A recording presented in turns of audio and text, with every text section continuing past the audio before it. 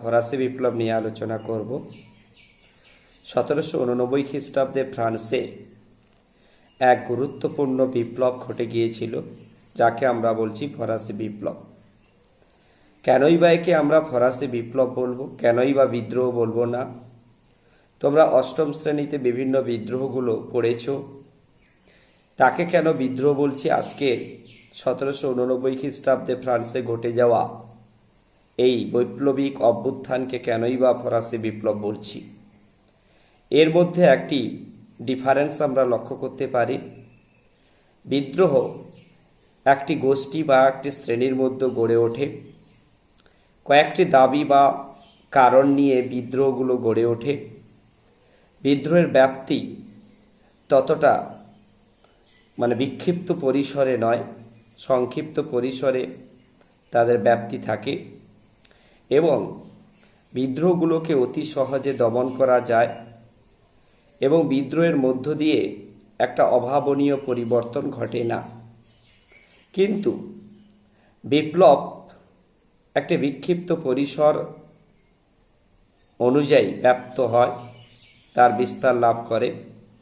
বিদ্রোহের মধ্যে কোনো স্বার্থকেন্দ্রিক দাবি বা ডিমান্ড লুকিয়ে থাকে না। সেখানে আমরা দেখতে পাই একটা আমূল পরিবর্তন ঘটবে। এই রকমই বিভিন্ন দাবি বা বিভিন্ন কর্মসূচিগুলোকে নিয়ে, বিভিন্ন ইস্যুভিত্তিক বিষয়গুলোকে নিয়ে বিপ্লব গড়ে ওঠে। আমরা ফরাসি বিপ্লবও সেটা লক্ষ্য করতে পেরেছিলাম। এছাড়া এই বিপ্লব সাফল্য লাভের মধ্য দিয়ে বা এই বিপ্লবের মধ্য দিয়ে আমরা দেখেছিলাম একটি আমূল পরিবর্তনের সূচনা ঘটেছিল বা সূচনা হয়। তাই আমরা এটিকে বিপ্লব বলছি, বিদ্রোহ না বলে। আর একটা বিষয়কে তোমরা অনুধাবন করতে পারো যে সেই সময় ওয়ান নেশন ওয়ান স্টেট এই ধারণার ওপর ভিত্তি করে, অর্থাৎ একটি জাতি একটি রাষ্ট্র, এই ধারণার ওপর ভিত্তি করে সেই সময় বিশ্বের মানচিত্রে বিভিন্ন দেশগুলি গড়ে উঠেছিল এবং সেই দেশগুলো গড়ে ওঠার ক্ষেত্রে ধর্ম বিষয়ক ধারণা একটি গুরুত্বপূর্ণ মাইলস্টোন হয়ে কাজ করেছিল, মাইলস্টোন হিসাবে কাজ করেছিল। আমরা দেখেছিলাম সেই সময় ধর্মধ্বজা ব্যক্তি যারা ছিল, ধর্মকে হাতিয়ার করে, আমরা জানি প্রত্যেকটি ধর্ম কিন্তু সঠিক, কিন্তু ধর্মধ্বজা ব্যক্তি যারা ধর্মকে হাতিয়ার করে নিজেদের স্বার্থ চরিতার্থ করবার জন্য ব্যতিব্যস্ত থাকে, সেই সমস্ত মানুষরা ধর্মকে ভুল পথে ভুল ব্যাখ্যা করে, অপব্যাখ্যা করে সাধারণ মানুষের কাছে ধর্ম নামক বিষ প্রয়োগ ঘটিয়ে মানুষগুলোকে এই ধর্মের পথে চালিত করে তাদেরকে একেবারে পদতলে বা নিম্নতলে নিয়ে যায়। তাই মানুষ একটা অন্ধ কুসংস্কারচ্ছন্ন জীবনযাত্রার মধ্যে নিজেকে অঙ্গীভূত করে। সেই রকমই ফরাসি বিপ্লব সৃষ্টির পূর্বে আমরাও দেখেছিলাম ফরাসি বিপ্লবের মানুষজনকেও এক ধর্মের অপব্যাখ্যা করে এক রাজবংশ দীর্ঘদিন ধরে তাদেরকে ঐশ্বরিক তত্ত্ব অনুযায়ী দৈব রাজতন্ত্রের ওপর ভিত্তি করে তাদেরকে 174-75 বছর ধরে তাদেরকে ঠকিয়ে চলেছিল। পরবর্তীকালে সেই জাতি ঐক্যবদ্ধ হয়ে এবং ঠকতে ঠকতে একদিন তারা নিজেদের চেতনাকে, নিজেদের মননকে একটি সঠিক জায়গায় নিয়ে গিয়ে নিজেদেরকে নিজেরা ঐক্যবদ্ধ হয়ে এই পূর্ব রাজবংশের বিরুদ্ধে 1789 খ্রিস্টাব্দে যে বৈপ্লবিক অভ্যুত্থান ঘটিয়েছিল ফ্রান্সের বুকে, তাকেই আমরা বলছি ফরাসি বিপ্লব। সালটা হলো 1789। অর্থাৎ ফরাসি জাতি 1789 খ্রিস্টাব্দে ইউরোপের এক গুরুত্বপূর্ণ দেশ ফ্রান্সে এই বৈপ্লবিক অভ্যুত্থান ঘটিয়েছিল বলে তাকে আমরা বলছি ফরাসি বিপ্লব। আর এই বিপ্লবের ফলে ফ্রান্সের যে দীর্ঘ 174-75 বছরের যে পুরাতন সিস্টেম, যে মসিয়া রেজিম বা পূর্বতন ব্যবস্থা, তার অবলুপ্ত ঘটিয়ে ফ্রান্সের মানুষকে ফিরিয়ে দিয়েছিল তাদের যে 3টি আদর্শের ওপর ভিত্তি করে গঠিত হওয়া বিপ্লব, সাম্য, মৈত্রী, স্বাধীনতা, এই 3টি আদর্শের বাণীর একেবারে দোরগোড়ায় পৌঁছে দিয়েছিলেন। মানুষকে উপহার দিয়েছিলেন এক গণতান্ত্রিক শাসন ব্যবস্থা ও আইনসভা। যে আইনসভা ছিল না তা নয়, আমরা দেখেছিলাম ফ্রান্সের পূর্বতন ব্যবস্থায়ও সিভিল কনস্টিটিউশন নয়, জাতীয় কনভেনশন বা আইনসভাও ছিল। সেই জাতীয় কনভেনশন বা আইনসভা 1614 সালে সেই আহুত হওয়ার পর 174-75 বছর ধরে পূর্ব রাজবংশের শাসকরা কিন্তু আর কোনোদিন এই জাতীয় কনভেনশন বা আইনসভার দ্বার উন্মোচন করেনি বা আইনসভার ভেতরে আইন প্রয়োগ নিয়ে কোনো আলাপ আলোচনা করেনি। এইভাবে ফ্রান্সের সমাজকে ঘড়ির কাঁটার বিপরীতে পরিচালিত করে ফ্রান্সের মানুষের মধ্যে বা মানুষের যে জৈবিক যে সমস্ত অধিকার, বেঁচে থাকবার যে অধিকারটুকু, তারা কিন্তু একেবারে কেড়ে নিয়েছিল এই পূর্ব রাজবংশের শাসকরা। তাই এদের বিরুদ্ধে যে বৈপ্লবিক অভ্যুত্থান ঘটিয়েছিল তাকে আমরা বলছি ফরাসি বিপ্লব।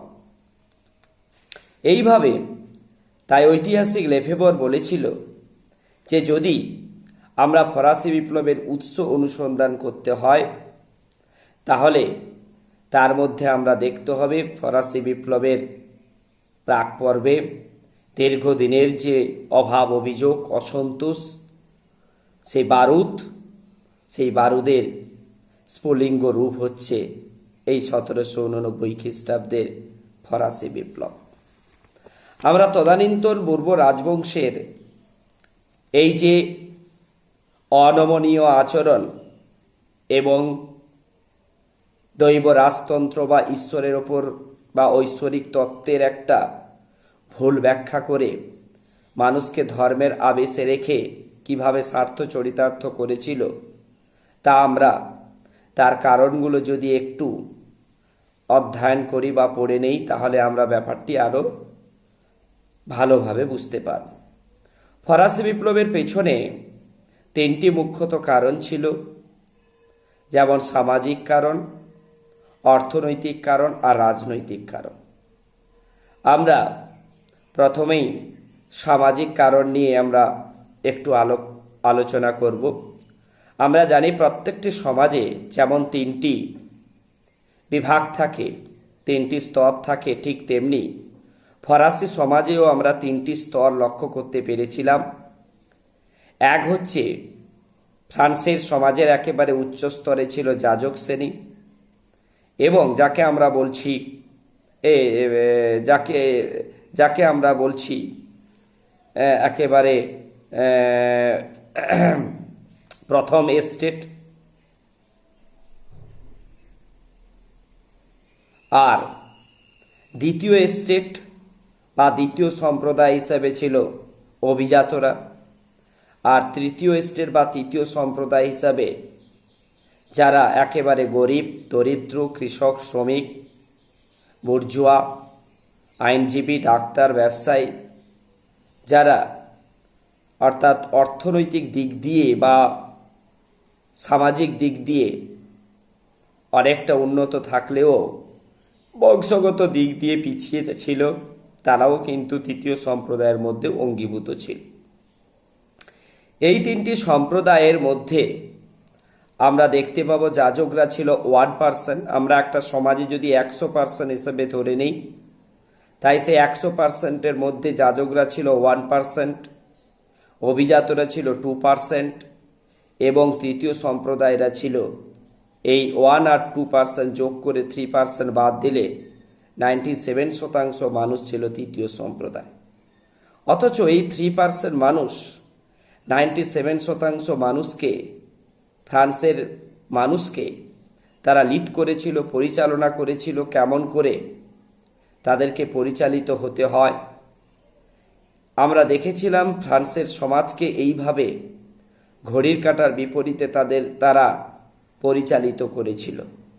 অর্থাৎ একেবারে উপরে ছিল রাজা, বূর্ব রাজবংশের রাজা, তারপরে ছিল যাজক, তারপরে ছিল অভিজাত।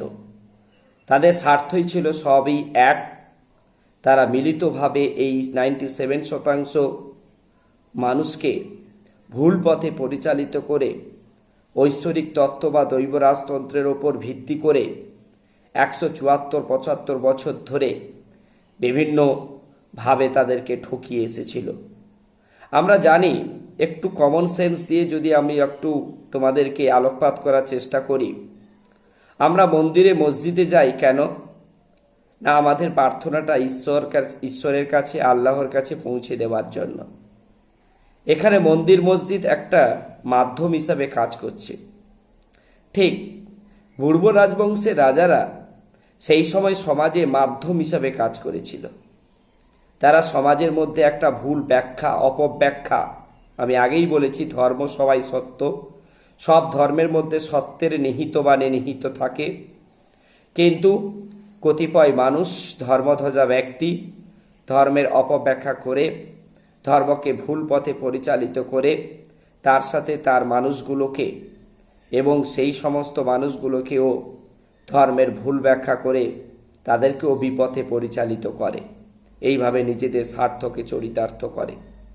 একই রকমভাবে সেই সমস্ত পূর্ব রাজবংশের রাজারা নিজেদেরকে ঈশ্বরের দূত, ভগবানের দূত হিসাবে প্রতিপন্ন করে সমাজে তারা এই রকমই একটা বার্তা সমাজের মধ্যে ছড়িয়ে দেয় যে আমি তোমাদেরকে শাসন করতে আসেনি, আমাকে ঈশ্বর বা ভগবান পাঠিয়েছে, আমি হচ্ছি ঈশ্বরের দূত, আমার কথা যদি তোমরা না মানো তাহলে তোমরা কাকে মানবে না? ঈশ্বরকে মানবে না। আর আমার কথা যদি তোমরা মানো তাহলে তোমরা ঈশ্বরকে মান্য করবে। তাই সেই সময়কার আমরা জানি ধর্ম মাথাচাড়া দিয়েছিল মানুষের মধ্যে। সেই ধর্ম ভীরু মানুষরা এই পূর্ব রাজবংশের রাজাদের কথা মান্যতা দিয়ে তারা এইভাবে দীর্ঘ কয়েক বছর ধরে নিজেদের অধিকারগুলোকে একেবারে বঞ্চনার শিকারে নিজেদেরকে নিমজ্জিত করে তাদের অধিকারটুকু হারিয়ে ফেলেছিল। কিন্তু পরবর্তীকালে যখন তারা উপলব্ধি করল, বিভিন্ন দার্শনিকদের চেতনায়, বিভিন্ন দার্শনিকদের লেখনীর মাধ্যমে নিজেদের বোধ, বুদ্ধি, বিবেককে যখন জাগ্রত করল যে সব মানুষই হচ্ছে ইকুয়াল, তখনই তারা এই পূর্ব রাজবংশের বিরুদ্ধে তারা ঐক্যবদ্ধ হয়ে গিয়েছিল। তাই তখনই আমরা দেখেছিলাম এরকমই একটা বৈপ্লবিক অভ্যুত্থান ঘটেছিল। এই যাজকদের মধ্যে আমরা যাজকদের সংখ্যা ছিল ফরাসি সমাজে 1,20,000, যার পার্সেন্টেজ হিসাবে আমি একটু আগে বলেছিলাম 1%। এই 1% এরা কি করত? এরা বিভিন্ন সুযোগ সুবিধা গ্রহণ করত। আমরা দেখেছিলাম ফ্রান্সের সমাজে, একটু অর্থনৈতিক নিয়ে যখন আলোচনা করব তখনই আমি আরো ভালো করে ব্যাপারটা অনুসন্ধান করব বা উপলব্ধি করাবো তোমাদেরকে। সেই সময় প্রত্যক্ষ বা পরোক্ষ করের বোঝা তৃতীয় সম্প্রদায়ের ওপর চাপিয়ে দেওয়া হয়েছিল। অথচ এই যাজক অভিজাতরা সেই সময় কন্ট্রাক্ট অফ পেইসি নামক এক চুক্তি দ্বারা তারা এক স্বেচ্ছাকর দিত নামে মাত্র, কিন্তু তারা বিভিন্ন করদান থেকে নিজেদেরকে সরিয়ে রাখত। এইভাবে তারা কর ফাঁকি দিত। এছাড়া যাজক শ্রেণীরা আমরা দেখেছিলাম, যদি ফ্রান্সের কৃষি জমির যদি 5 ভাগের একেবারে 1 ভাগ ছিল গির্জার অধীনে, গির্জা বলতে সেই সময় চার্চ, অর্থাৎ চার্চকে পরিচালনা করত কারা? পোপরা। ভূসম্পত্তির একটা মানে মালিক হয়ে উঠেছিল সেই সময়ের চার্চ বা পোপরা। তাহলে তোমাদের মধ্যে একটা কথা তোমাদেরকে তোমাদের মনে জাগতে পারে যে এদের সম্পত্তি এত কোথায় ছিল। তোমরা জানো সেই সময়ের ইউরোপের মাটিতে একটা ব্যবস্থা প্রচলিত ছিল। সেই ব্যবস্থাটা কি? আমি যদি প্রচুর পাপ করি না, তাহলে আমার পাপ স্খলনের রাস্তা ছিল। কি রাস্তা? না, আমি পাপ করলে আমি যদি প্রচুর সম্পত্তি সেই সময়ের গির্জাকে বা পোপকে দেই, তাহলে আমি যে পাপ করেছি সেই পাপটা স্খলন করতে পারবো, বা পাপ থেকে মুক্ত হতে পারবো। যে যত বেশি পাপ করবে সে তত বেশি সম্পত্তি দান করবে। আর সেই সময় ভূসম্পত্তি ছিল সম্পত্তির মধ্যে গুরুত্বপূর্ণ, তাই সবাই এই গির্জাকে ভূসম্পত্তি দান করত।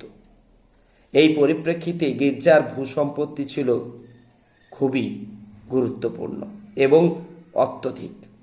তাই এই গির্জার অধীনে থাকা ভূসম্পত্তি আস্তে আস্তে করে আমরা দেখতাম মাথা চাড়া দিত, এবং পোপ, পরবর্তী গির্জা এবং যাজক শ্রেণী, অভিজাত শ্রেণী, তারা এই সমস্ত অধিকারটুকু ভোগ করে নিজেদেরকে ফরাসি সমাজের মধ্যে বলিবান বা বলবান শ্রেণী হিসাবে প্রতিপন্ন করত।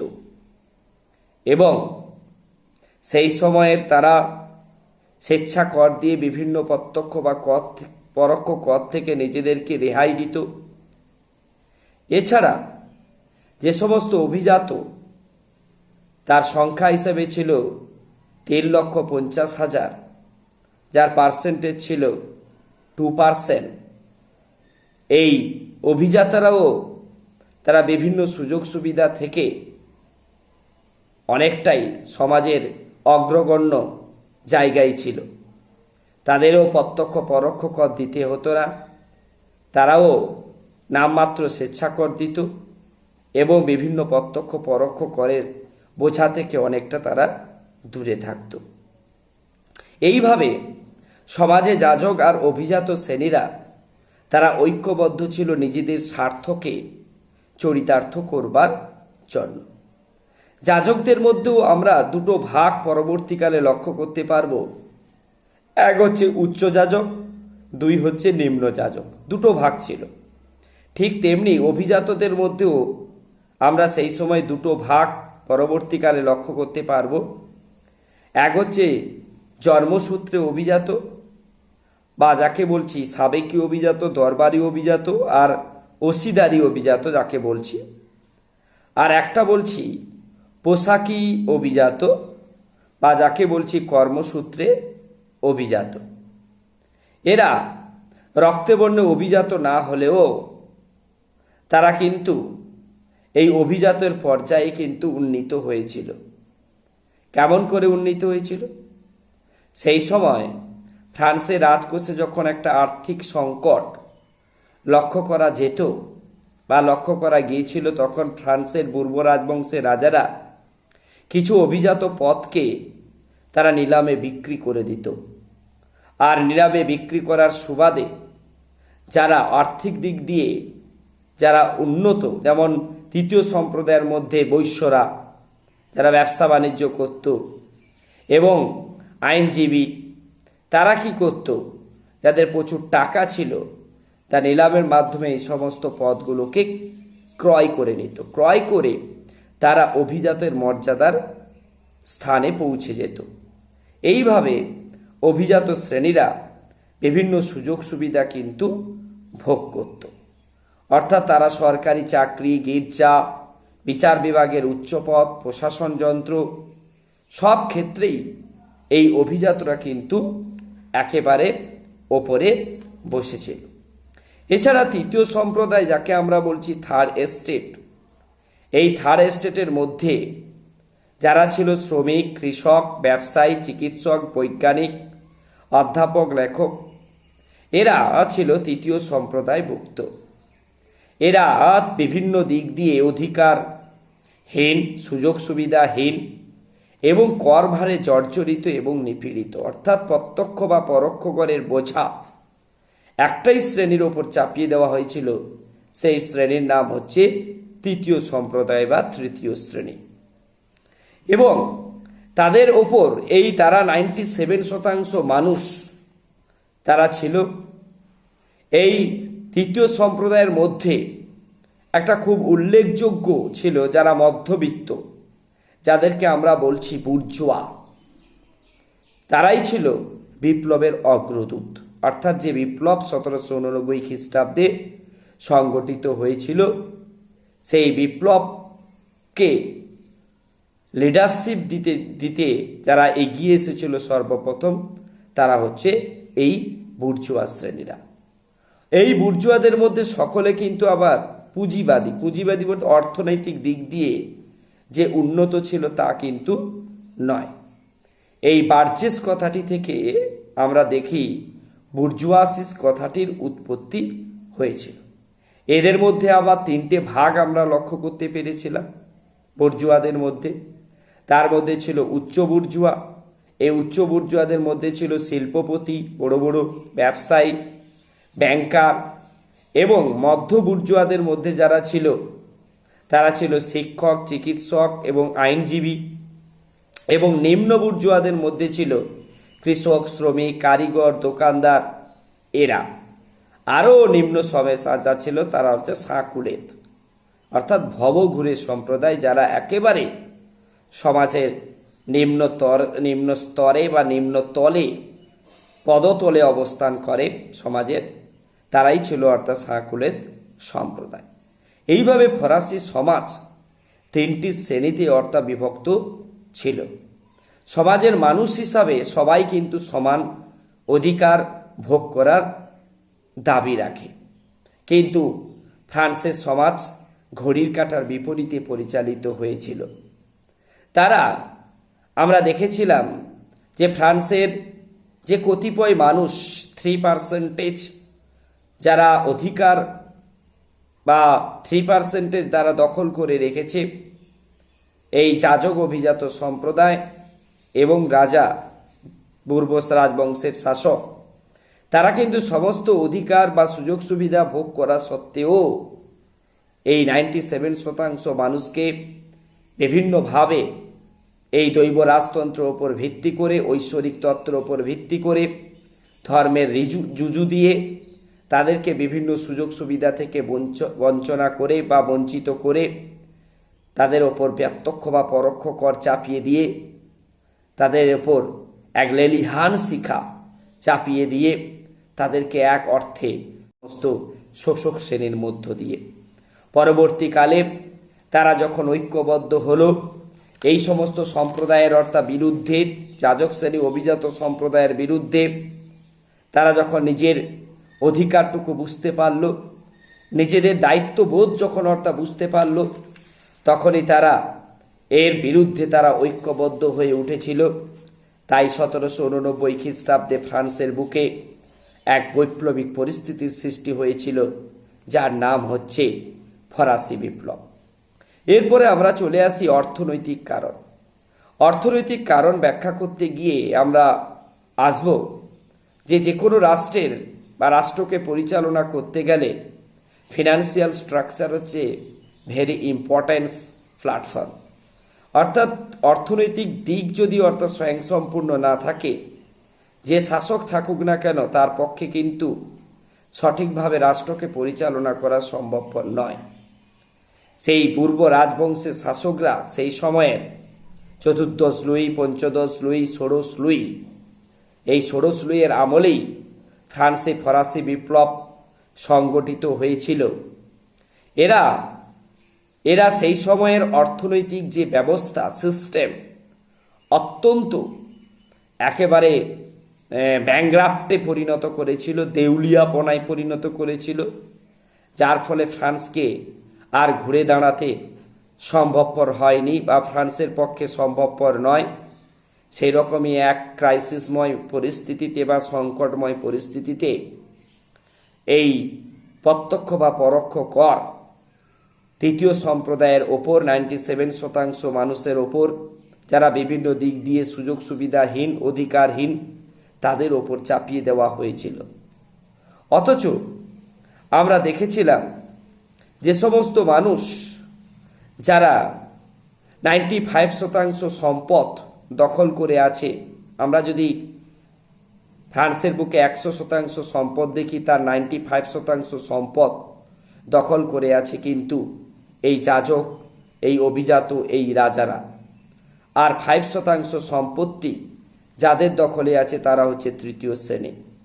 অথচ ফ্রান্সের যে রাজকোষ ট্যাক্সের দ্বারাই যে পরিপূর্ণ, সেই ট্যাক্স প্রত্যক্ষ হোক আর পরোক্ষ কর হোক, যারা 95% সম্পত্তি দখল করে আছে তাদের কাছ থেকে ট্যাক্স আদায় হচ্ছে 4%। আর যারা 5% সম্পত্তি দখল করে আছে তাদের কাছ থেকে ট্যাক্স আদায় হচ্ছে যে 96%।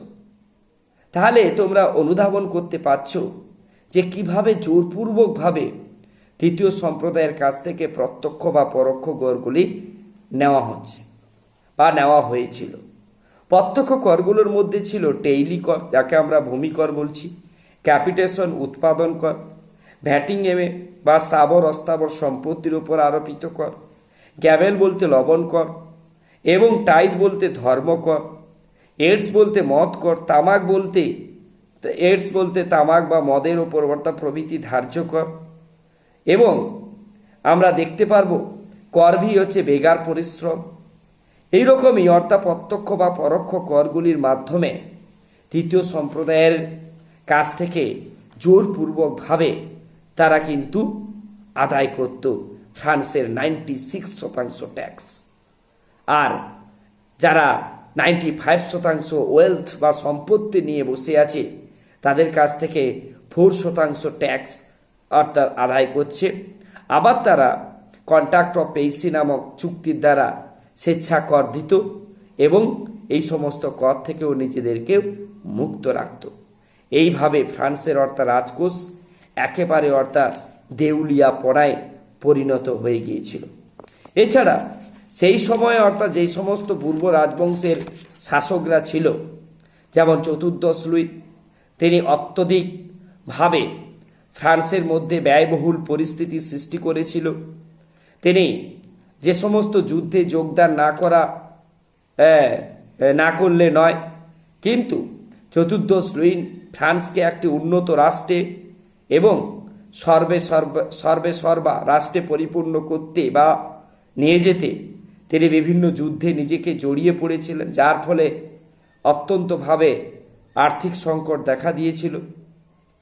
এবং পঞ্চদশ লুইয়ের সময় আমরা দেখেছিলাম, যাকে আমরা বলছি প্রজাপতি রাজা, তিনি তার দরবারকে বিলাস ব্যসনে অর্থাৎ পরিণত করে বা বিলাসবহুল দরবারি যে সমস্ত অনুষ্ঠান আদব কায়দায় অর্থাৎ দরবারকে একেবারে জাঁকজমকপূর্ণ করে আর্থিক দিককে একেবারে সংকটপূর্ণ পরিণত করেছিল।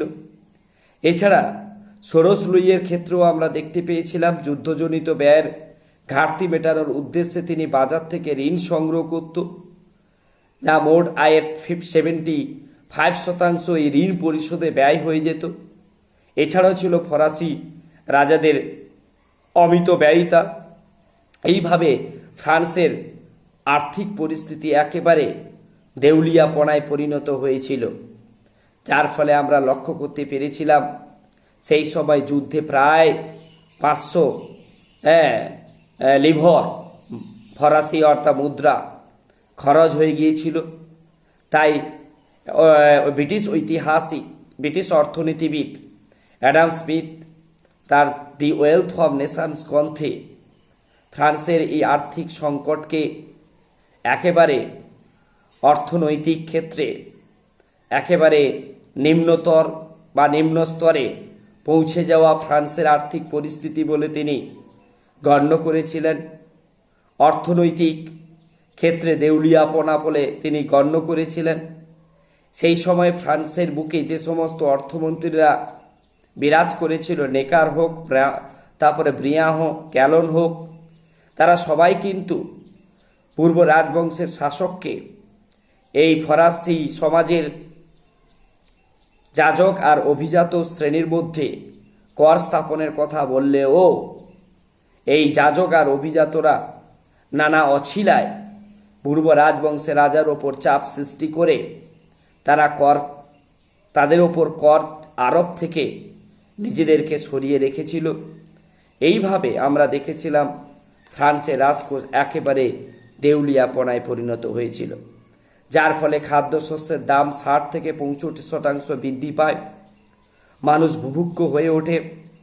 তৃতীয় সম্প্রদায় মানুষরা বিশেষত এক টুকরো রুটির কারণে তারা ফ্রান্সের অর্থাৎ প্যারিস অর্থাৎ শহরে রাজপ্রাসাদে রাজপথে এক টুকরো রুটির জন্য তারা দাঙ্গা হাঙ্গামা সৃষ্টি করেছিল এবং অনেক মানুষ গ্রাম ত্যাগ করে রুটি রোজগারের কারণে তারা শহরে পাড়ি দিয়েছিল। এইরকমই এক ভয়ানক দৃশ্য আমরা সেই সময় পরিস্থিতি অর্থাৎ লক্ষ্য করতে পেরেছিলাম। এছাড়া লাস্ট আমরা চলে আসবো অর্থনৈতিক আর রাজনৈতিক কারণ। রাজনৈতিক কারণের মধ্যে আমি প্রথমেই তোমাদেরকে বলেছিলাম একটা দৈব রাজতন্ত্র এবং যে ঐশ্বরিক তত্ত্বের ওপর ভিত্তি করে তাদেরকে কিভাবে 174-75 বছর ধরে বিভিন্নভাবে বঞ্চিত করে রেখেছিল। সেই 1614 খ্রিস্টাব্দে জাতীয় কনভেনশন বা আইনসভার অধিবেশন ডাকা হয়েছিল, আর 174-75 বছর ধরে অধিবেশন ডাকা হয়নি। যাজক অভিজাতরা শ্রেণীরা নিজেদের অধিকারটুকু বুঝে নিয়ে তারা তাদের অধীনে যাতে সমস্ত ফরাসি সমাজ পরিচালিত হয়, যাতে আইনসভার মাধ্যমে যাতে তাদের ওপর কোনো প্রকারে কর আরোপ না হয়, তার জন্য জাতীয় কনভেনশনের অধিবেশন বন্ধ করে রেখেছিল। কিন্তু পরবর্তীকালে যখন এই জাতীয় কনভেনশন আহ্বান করার একটা পরিস্থিতি ক্রিয়েট হলো, কেন বিভিন্ন অর্থমন্ত্রীরা যখন সমস্ত মানুষের ওপর কর আরোপ করবার সঠিক পন্থা বা দিশা দিল, তখন পূর্ব রাজবংশের শাসকরাও জাতীয় কনভেনশন আহ্বান করবার উদ্যোগ নিলে 1789 খ্রিস্টাব্দে যাজক অভিজাতরা পূর্ব রাজবংশের ওপর চাপ সৃষ্টি করে তার ওপরও সেই জাতীয় কনভেনশনের দরজা বন্ধ করবার জন্য তারাও চাপ সৃষ্টি করেছিল। সেই সময় একটা অন্য সিস্টেম ছিল ফরাসি রাজনৈতিক প্রেক্ষাপটে। আমরা দেখেছিলাম জাতীয় কনভেনশনে যে 3টি শ্রেণী ছিল, এক ছিল যাজক অভিজাত এবং তৃতীয় সম্প্রদায়। এই 3টি সম্প্রদায়ের জন্য 3টি কক্ষ ছিল। যাজকরা একটি কক্ষে বসছিল, অভিজাতরা একটি কক্ষে বসেছিল, আর তৃতীয় সম্প্রদায়েরা একটি কক্ষে বসেছিল। অর্থাৎ জাতীয় কনভেনশনের 3টি কক্ষ ছিল। এবং আমরা জানি যে আইন সভায় বা আইন পরিষদে বা জাতীয় কনভেনশনে যাদের প্রতিনিধির সংখ্যা বেশি হবে তারাই ভোটদান বা আইন নিয়ে যখন আলাপ আলোচনা হয় বা আইনের খসড়া নিয়ে যখন বিতর্ক সৃষ্টি হয়, তারপরেই সদস্যদের ভোটাভুটিতে এবং সদস্যদের মতামতের ওপর ভিত্তি করে আইন রচিত হয়। এটা হচ্ছে একটা সিম্পল আইডিয়া। কিন্তু ফ্রান্সের বুকে আমরা বলেছিলাম ফ্রান্সের সমাজটাই প্রায় ঘড়ির কাঁটার উল্টো পথে পরিচালিত হচ্ছে বা হয়েছিল। তাই 1789 ফরাসি বিপ্লব। সেই 3টি কক্ষে বসে থাকা 3টি সম্প্রদায় পিছু ভোট দেবে, মাথা পিছু নয়। আমরা সেই সময় লক্ষ্য করতে পেরেছিলাম যে তৃতীয় সম্প্রদায়ের প্রতিনিধির সংখ্যা বেশি। কেন? যেহেতু তাদের জনসংখ্যা বেশি, 97% মানুষ, তাই তাদের প্রতিনিধির সংখ্যা ছিল বেশি, আর অভিজাতদের সংখ্যা ছিল কম এবং যাজকদের সংখ্যা ছিল কম। কিন্তু আমরা লক্ষ্য করতে পারব যে 3টি সম্প্রদায় 3টি ভোটদান করতে পারবে। তাই যাজকরা একটা ভোট দিত আইন রচনার ক্ষেত্রে, অভিজাতরা একটা ভোটদান করত এবং তৃতীয় সম্প্রদায়ও একটা ভোটদান করত। এইভাবে যেহেতু তাদের স্বার্থ এক ছিল, রাজনৈতিক কারণে অর্থনৈতিক কারণে এবং নিজেদের অধিকারটুকু বুঝে নেওয়ার কারণে যাজক আর অভিজাত, তাই তাদের ভোট সংখ্যা হতো 1+1 2।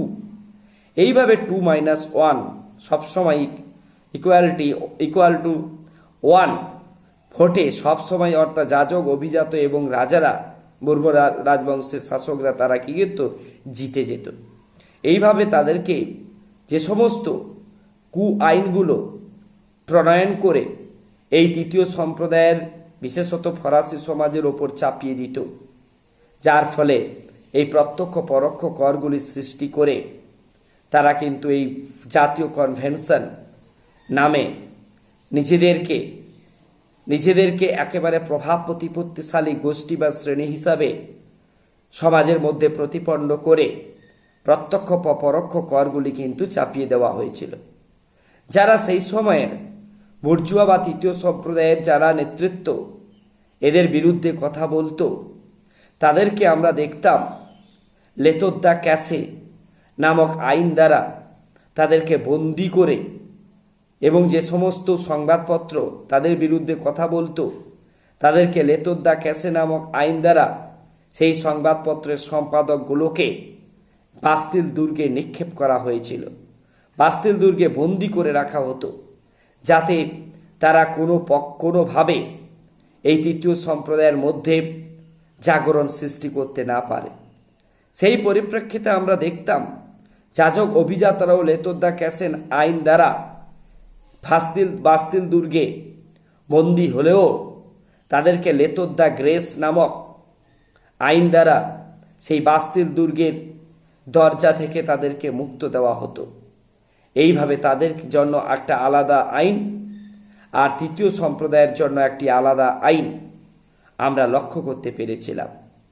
এছাড়া আমরা দেখতে পেয়েছিলাম যে ইন্টেন্ডেন্ট, যাকে আমরা বলি অর্থলোলুপ নেকড়ে, এই ইন্টেন্ডেন্ট নামক রাজস্ব সংগ্রহকারী বা কর্মচারীরা জোরপূর্বকভাবে তৃতীয় সম্প্রদায়ের কাছ থেকে তারা কি করত? ট্যাক্স বা প্রত্যক্ষ বা পরোক্ষ কর আদায় করত।